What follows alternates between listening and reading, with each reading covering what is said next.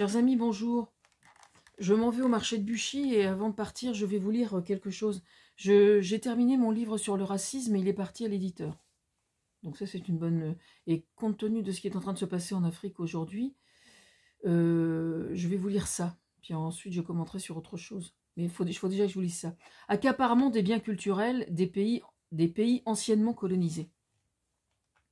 Le débat est ouvert dans bien des pays anciennement colonisés, mais pas uniquement sur le fait que leurs biens culturels se trouvent d'une certaine façon littéralement confisqués par les anciens pays colonisateurs qui se sont appropriés leurs biens pour enrichir des collections personnelles ou dans un premier temps, mais aussi par voie de conséquence les musées qui aujourd'hui d'ailleurs justifient amplement que le monde entier, par le biais du tourisme, vienne nous visiter, par exemple à Paris pour visiter le Louvre. J'ai l'habitude, observant avec une relative objectivité, d'employer l'expression bien cauchoise de « mettre le cas dans l'horloge ». En l'occurrence, quand je tiens ces propos, j'ai carrément le sentiment de faire 100 fois pire. Là, j'appuie où ça fait mal, j'en suis parfaitement conscient. Car enfin, on est antiraciste ou on ne l'est pas. Et si l'on considère nos anciens pays colonisés comme nos égaux, ce qui précisément, personnellement, est ma posture, je trouve alors parfaitement légitime de rendre à César ce qui est à César. Ah ça, pour foutre la merde, là où on espérait bien qu'elle éviterait le sujet. Elle va quand même pas pousser le bouchon jusqu'à ce point. Oh que si, et plutôt 2 fois qu'une. Il y a longtemps déjà, j'avais visité le British Museum avec ma fille à Londres. Ah ça, que ceux qui n'ont jamais lu Agatha Christie me jettent la première pierre. Que serait donc le British Museum sans son égyptologie, je vous le demande. N'empêche, à l'époque, bien avant, donc il y a une vingtaine d'années environ, avant que le Royaume-Uni ne chie dans les bottes de l'Europe par Brexit interposé, j'avais été fort songeuse. Il me semble bien ne pas m'être contentée de le penser, mais de l'avoir aussi verbalisé auprès de ma fille, tellement ça m'avait choquée, et avait confié à celle-ci. Mais enfin, mais qu'est-ce que ces incroyables richesses peuvent bien foutre sur le sol d'Angleterre? C'est bien en Égypte, dans leur musée, que tout ceci devrait se trouver, non? Alors, ceux qui sont contre le retour du berger à la bergère, agneau compris, vous avancent les arguments suivants. Mais enfin, vous vous rendez compte, certains de ces pays sont en guerre, et ces richesses sont infiniment plus en sécurité sur le sol européen, français en l'occurrence, qu'elles ne le seraient dans les pays en guerre, et qui donc sont aux antipodes d'être en mesure d'accueillir ces œuvres dans des conditions qui seraient à la hauteur de ce qu'elles méritent. Voilà ce qu'on nous sort. Excusez-moi, mais là, je ne peux pas m'empêcher de rire. En effet, j'entendais aux infos ce matin qu'on parlait des migrants. Mais si, enfin, vous savez, ces drôles de gens, la noirs, le plus souvent. C'est drôlement curieux quand même. Hein. Comment ça se fait que les migrants, ils sont jamais blancs en fait. Ils n'ont rien trouvé de mieux pour apprendre à nager que de se rendre en Europe pour d'obscurs prétextes un peu vaseux, je dois dire, que leur pays serait en guerre. Incroyable. Incroyable, non? Tous les pays d'Europe se font des couilles en or avec la richesse culturelle de l'Afrique, mais quand ils risquent leur vie pour ne pas mourir poussés par le désespoir, bizarrement, les politiques regardent en l'air. Oh, dis donc, tu as vu le beau nuage, là?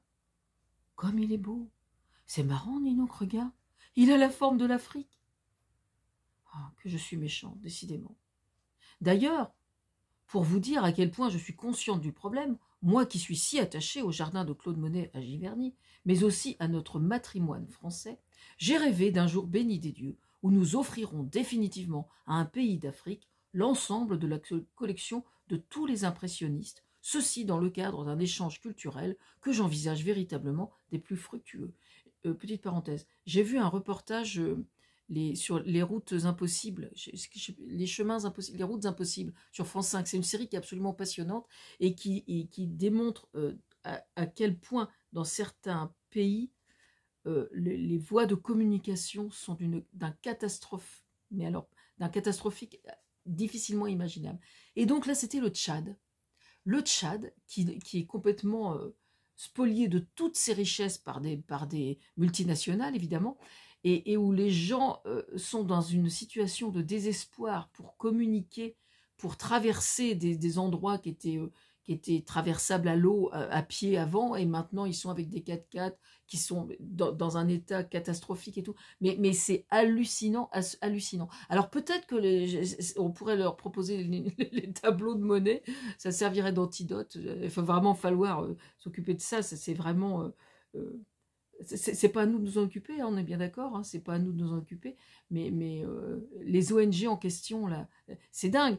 Il y a une multinationale, tenez-vous bien, une multinationale, l'entreprise qui exploite la canne à sucre a construit une route exactement parallèle à l'ancienne route qui est en pierre, et les gens, les Tchadiens n'ont pas le droit de l'emprunter.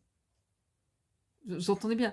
C'est-à-dire qu'à côté, il y a une route en bitume et tout qui a été goudronnée, et ils n'ont pas le droit de l'emprunter. Vous voyez ce que je veux dire? Fermez la parenthèse. Eh bien oui, enfin, s'il se trouve parfaitement légitime de conserver sur notre sol leur richesse, je ne vois pas pourquoi le fait de leur offrir nos impressionnistes ne coulerait pas aussi de source. Quand même, les nymphéas de monnaie en plein désert, je ne sais pas vous, mais symboliquement, contre le réchauffement climatique et la désertification galopante, qui voit se raréfier l'eau douce et donc provoquer le flux migratoire en partie, moi, je dis que ça serait un super plan. Non? Qu'est-ce qu'il y a? J'ai dit un truc qui vous défrise? Il vous défrise à quel point? Est-ce que c'est au point que vos cheveux deviennent crépus ou pas? Est-ce que parallèlement votre peau s'assombrit? Parce que là, il faut consulter. Hein. Lutter contre le racisme est-il plus ou moins ardu que de lutter contre la connerie? En fait, voilà la question que je me pose ce matin. Ou bien est-ce que ce sont des combats qui se croisent? Mais c'est votre faute aussi. À force de chanter la chanson de Nougaro Armstrong, tu te fends la gueule, on voit toutes tes dents. Alors forcément, à un moment, ça finit par déteindre. Ah oui, parce que les Noirs, ça va 5 minutes, hein, franchement. Quand ils jouent de la musique, ok, ça passe. Hein. Mais si en plus ils demandent d'être traités avec dignité, comme un truc aussi con que de manger à leur faim, non mais et puis quoi encore? Parce qu'attendez, je ne vous ai pas tout dit là encore. Les arguments qui consistent à dire que dans leur pays d'origine, leurs œuvres ne seraient pas en sécurité, c'est une posture intellectuellement que je trouve malhonnête. Mais autre chose me choque. Oui, parce que j'ai pas fini tant qu'à faire. Je me pose la question de savoir si le non-dit au niveau des relations internationales ne serait pas que les pays occidentaux, justement, auraient à gagner dans le fait que certains pays restent en guerre. Parce qu'un pays en guerre ne peut pas revendiquer de récupérer ses œuvres.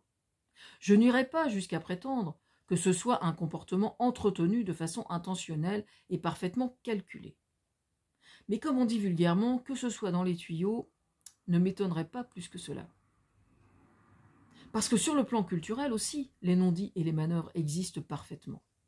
Nier le fait que les biens culturels seraient susceptibles ou sont véritablement des monnaies d'échange sur le plan de la politique internationale me semblerait irresponsable. Et en dehors de l'UNESCO qui émane des Nations Unies, il serait bien malhonnête de nier que les pays entre eux accordent un prix que je qualifierais de diplomatique à ces biens culturels. Le scandale pour moi ne réside pas tant dans le fait qu'il faille rendre ou ne pas rendre ces biens aux pays à qui nous les avons volés, mais bien plutôt dans le fait que ce concept relève véritablement d'un déni culturel d'une incroyable gravité et un sujet entièrement tabou. Oui, parce que Chirac, avec son musée des arts premiers, là, c'est super, il s'intéressait aux arts premiers. Mais pour que ça vienne en France, ça veut dire quoi, ça? Ça veut dire quoi? Bref. Attendez, je viens de recevoir un texto. Françoise, tu n'es qu'une bourrique. Tu ne sais pas encore que 75% des biens culturels exposés dans les musées, qui viennent d'autres pays, ne sont rien de moins que des butins de guerre, et que c'est comme ça dans chaque pays. Ah ouais. Ah, ça m'a fait un choc hein, quand j'ai appris ça. Autant pour moi. Autant on emporte non pas le vent, alors, mais plutôt les remous de l'histoire. Je capitule sur ce point, dans ces conditions. Quand même pour la bourrique, vous êtes un peu dur. Voilà ce que moi je trouve profondément choquant.